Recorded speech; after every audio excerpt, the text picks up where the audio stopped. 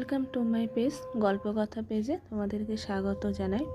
দেখো এখন সকালবেলা মোটামুটি 7টা সাড়ে 7টা বাজে। রোদটা দেখো হালকা উঠেছে। এটা আমাদের বাড়ির সামনের সাইডে। দেখো আমি মোটামুটি কাজকর্মগুলো সেরে নিয়েছি। মোটামুটি জামা কাপড় কটা কাচার ছিল, কেচে নিয়েছি। সকালবেলা টিফিন করে এদিকে রান্না বসে দিয়েছি। দেখো কড়াইতে বড়ি ভাজা চলছে। বড়িটা ভাজা হচ্ছে, হালকা তেলেই ভাজছি। তারপরে দেখো আলু আর বেগুনগুলো ভেজে নেব। পার্শে মাছের ঝোল হবে। বাকি রান্নাগুলো রান্নার দিদিই করে নেবে। আমি পার্শে মাছের ঝোলটা যেহেতু বাবুর জন্য করব সেহেতু করে নিচ্ছি হালকা তেল মশলা দিয়ে। দেখো ভেজে নিচ্ছি। তারপরে কড়াইতে একটু নুন আর হলুদ দিয়ে দিলাম। তারপরে তেলের মধ্যে ওগুলো দিয়ে আদা রসুন একটু জিরা বাটা দিয়ে মশলাটা কষিয়ে নিয়ে জল দিয়ে দিলাম। একটু টমেটো দিলাম, ধনেপাতা দিলাম। এদিকে হচ্ছে দেখো মশলাটা কষে নিলাম। নিয়ে দেখো আমি দেখে নিচ্ছি আলুটা সিদ্ধ হয়েছে কি। তাহলে একটু জল দিয়ে দেবো। দিয়ে জলটা ফুটে আসলে পার্শে মাছটা দিয়ে দেবো। দেখো জল দিয়ে দিয়েছি। জলটা ফুটে আসলে মাছ দিয়ে দেবো। দেখো মাছগুলো ছেড়ে দিলাম। আজকে আমাদের এটা রান্না হচ্ছে। আর এদিকে মাটির আলু হবে, মাছের মাথা দিয়ে মাটির আলু।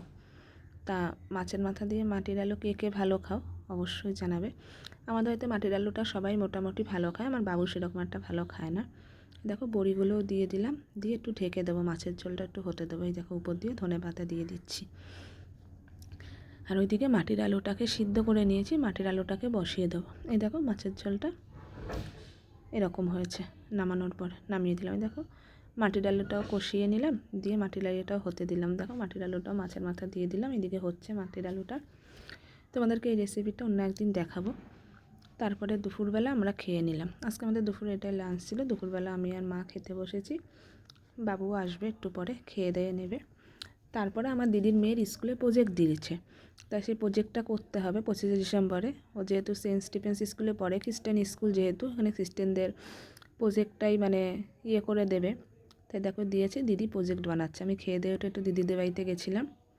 দেখো ঘন্টাটা কি সুন্দর, জিঙ্গেল বেল যেটাকে বলে, প্রজেক্টে দিতে হবে। দেখো কি সুন্দর। তা আমিও একটা দিদির সাথে হেল্প করে দিয়েছিলাম। স্যান্টাটা দেখো, স্যান্টাটা আমার সবথেকে বেশি কিউট লেগেছে।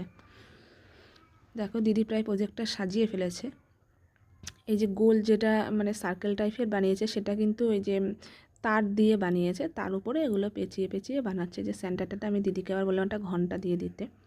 দেখো পুরো রেডি প্রজেক্টটা আমার দিদির মেয়ে ধরে রেখেছে। ভিডিওটা কেমন লাগলো অবশ্যই জানাবে।